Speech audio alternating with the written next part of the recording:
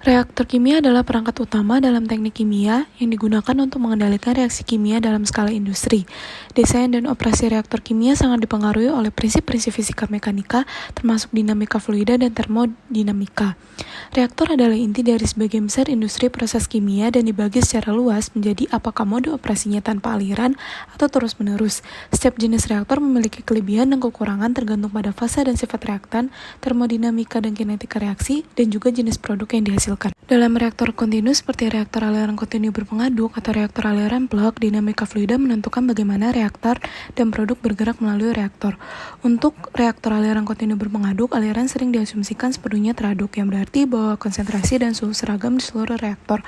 Sebaliknya, dalam reaktor aliran plug, aliran dianggap berbentuk plug, di mana ada gradien konsentrasi dan suhu sepanjang reaktor. Hukum pertama termodinamika juga diterapkan untuk reaktor kontinu. Dalam reaktor aliran kontinu, energi masuk dan keluar harus seimbang untuk menjaga suhu konstan, memerlukan sistem pemanas atau pendingin yang efisien. Dalam reaktor aliran plug, perubahan energi sepanjang reaktor perlu dipertimbangkan dan pengukuran suhu mungkin bervariasi sepanjang reaktor. Pada reaktor batch, dinamika fluida sangat penting untuk memastikan bahwa reaktan dicampur secara merata. Pengadukan mekanis sering digunakan untuk meningkatkan pencampuran yang membantu dalam distribusi seragam reaktan dan panas. Hukum pertama termodinamika juga digunakan untuk menghitung perubahan energi dalam sistem selama reaksi pada reaktor batch. Untuk reaksi eksotermis, panas dihasilkan dan mungkin perlu dihilangkan untuk mencegah peningkatan suhu yang berlebihan. Sebaliknya, untuk reaksi endotermis, perlu ada suplai energi yang cukup untuk menjaga suhu reaksi. Turbin uap adalah turbin yang fluida kerjanya menggunakan steam. Sistem turbin uap terdiri dari beberapa komponen utama, seperti boiler, turbin uap, dan generator. Berikut adalah gambar boiler, turbin uap, dan generator. Steam yang dihasilkan oleh boiler dipakai sebagai fluida kerja yang akan memutar roda turbin. Steam bekas yang keluar dari turbin dimasukkan ke dalam kondensor untuk didinginkan menjadi air kembali yang disebut sebagai air kondensor. Air kondensan dipompakan kembali ke dalam boiler sebagai boiler feed water. Demikian seterusnya siklus dari sistem turbin uap ini. Steam yang dihasilkan oleh boiler didapat dengan cara memanaskan air sehingga timbul uap yang bertekanan 40 kg per meter kuadrat, sehingga dapat memutar roda turbin. Selanjutnya, generator berfungsi untuk menghasilkan listrik dengan cara mengubah gerak menjadi energi listrik sehingga dapat digunakan untuk berbagai keperluan. Kita sudah mengetahui bahwa gelombang terbagi menjadi dua, yaitu gelombang mekanik dan gelombang elektromagnetik. Gelombang mekanik hanya dapat merambat apabila ada media, yaitu media padat, media cair, dan media gas. Sedangkan gelombang elektromagnetik dapat merambat tanpa media, seperti di ruang hampa. Pengeras suara merupakan aplikasi praktis dari gelombang mekanik dan bunyi yang memanfaatkan prinsip dasar elektromagnetisme. Prinsip dasar pengeras suara bekerja dengan mengubah sinyal listrik menjadi gelombang bunyi yang bisa kita dengar. Komponen utamanya adalah 1. Diafragma, bagian ini yang bergerak ke depan dan ke belakang untuk menghasilkan gelombang bunyi. 2. Kumparan suara atau voice coil, terletak di depan magnet dan terhubung dengan diafragma. Ketika arus listrik mengalir melalui kumparan, medan magnet yang dihasilkan menyebabkan kumparan dan diafragma bergerak.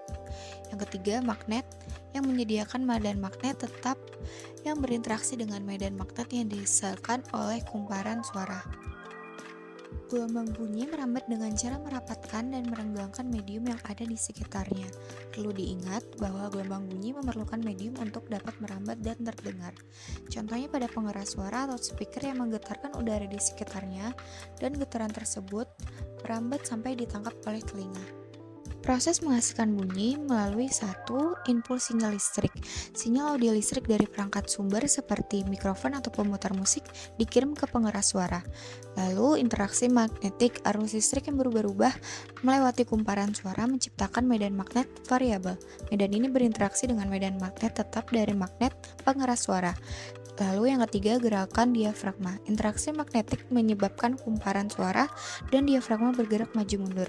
Gerakan ini mengkompresi dan menarik udara di sekitar diafragma, menciptakan gelombang tekanan yang kita dengar sebagai bunyi.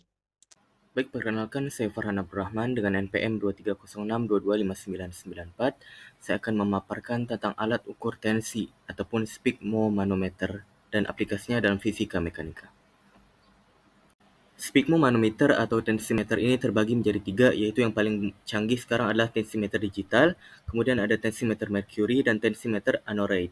Perbedaannya adalah tensimeter merkuri dan aneroid ini harus dibantu dengan stetoskop untuk mengukur tekanan darah manusia. Prinsip fisika mekanika yang digunakan dalam alat ini adalah tekanan, yaitu udara yang dipompa ke dalam manset akan memberikan tekanan kepada arteri pada badan manusia, yaitu lebih tepatnya di lengan itu. Tekanan yang diberikan akan menyebabkan penyempitan pada arteri sehingga aliran darah tidak dapat mengalir dengan sempurna.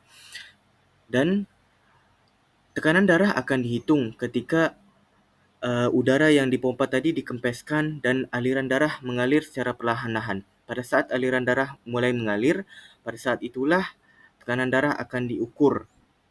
Dan diukur sehingga aliran darah benar-benar mengalir secara sempurna seperti biasa.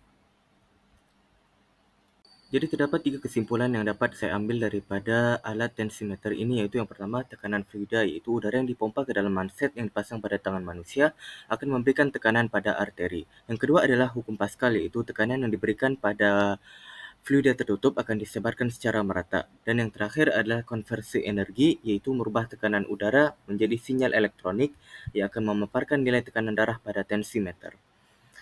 Sekian dari saya. Terima kasih.